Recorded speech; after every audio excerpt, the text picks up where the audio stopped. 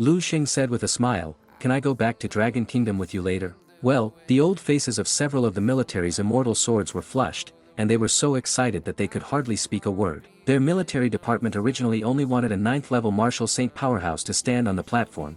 I begged that the year should not be given to them, the ultimate in the world. This fucking really won the first prize.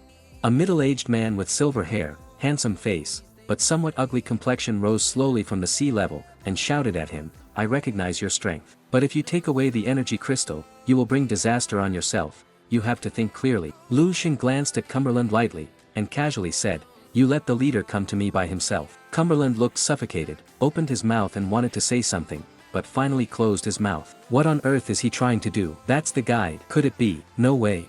The mighty martial saints of Thousand Saints Island silently watched as Lu Xing walked away, as if they were witnessing a living god. Right now, Lu Xing has reached a height that no one in history has ever achieved. As for the future, who knows if anyone ever will. A few hours later, a hurried voice suddenly sounded behind him, "Hold on." Lu Xing paused, thought for a while, and finally turned around. Fiona took a deep breath, mustered up her courage, and said loudly to Lu Xing, "You haven't told me, what's your name?"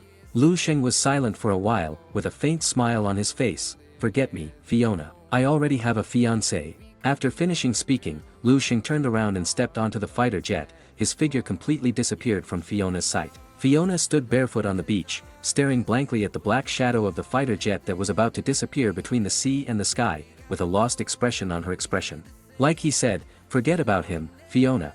Cumberland walked up to Fiona at some point, and comforted him with a complicated expression, "You and him are destined to have no results." Fiona stood there in a daze for a long time. His expression suddenly became calm. She reached out and brushed the hair beside her ears, and said seriously, "I know what I should do."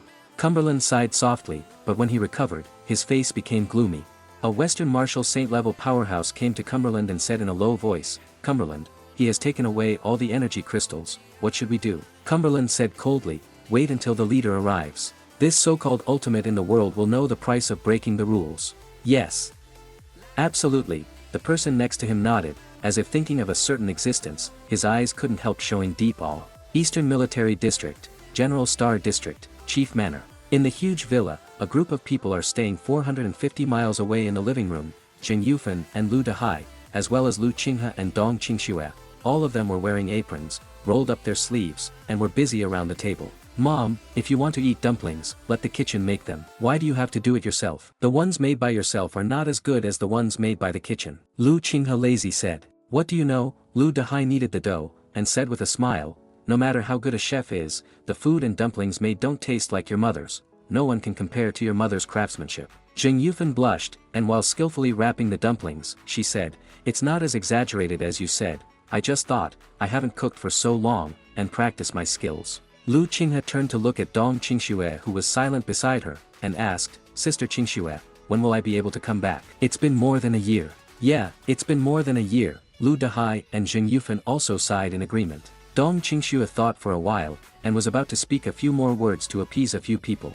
At this moment, the phone in her pocket buzzed. The mobile phone in her pocket flew out by itself, floating in front of her. The screen of the phone was on, and it was a text message. Very simple, just a few words. "I'm back." What happened to Qingxue? Dong Qingxue's strange behavior surprised Lu Haihai's family. A familiar figure suddenly appeared. Her heart skipped a beat, her eyes widened in shock, unable to believe what she was seeing. "Dad, Mom, Xiaohe, I'm back." Jing Yufan covered her mouth, her eyes turned red. Lu Haihai was also emotional, and repeated with trembling lips, "It's good to be back, it's good to be back." As for Lu Qinghe, he rushed forward happily, "Brother." Lu Xing joined the dumpling-making army, and the whole family enjoyed a reunion feast together. At night, Lu Sheng and Dong Qingxue took a walk around a green road in Jiangxing district. It's already May, and the weather is slowly starting to warm up. Lu Xing looked at the lush trees and vegetation around him, and naturally held Dong Qingxue's hand. "I remember, when we first met, it was around this time." Dong Qingxue gave a soft, "Take my parents back to Baihe in 2 days. I'll take care of some things. After staying in Baihe city for a while, we'll go to your house." Lu Xing turned his head and glanced at Dong Qingxue, and said in a relaxed but firm tone, "Our business is finally settled." Dong Qingxue nodded, with a rare shy expression on her face. Lu Xing had never seen Dong Qingxue act like a girl before, and she couldn't help being in a daze for a moment. she couldn't help but gently pulled Dong Qingshua's body, bowed her head and kissed her. Dong Qingxue trembled slightly, but she didn't resist, and closed her eyes reflexively. Only those who have kissed know how soft the petals are. Maybe a second, or maybe a century. Lu Xing released Dong Qingxue. Military headquarters, a large conference hall. Everyone. The old man opened his mouth, his voice was loud, with a constant upward force. Today is destined to be a day that will be remembered by all the comrades in the Dragon Kingdom's military department. The long-cherished wish of 200 years has been fulfilled. We finally welcome a true military god. One more thing is that the god of our military department entrusted me to implement this body training technique in the whole army. I would also like to invite everyone to take a look at them. Everyone below was stunned, and each of them immediately became serious and leaned forward. The body refining technique advocated by the god of the army, what is it supposed to look like?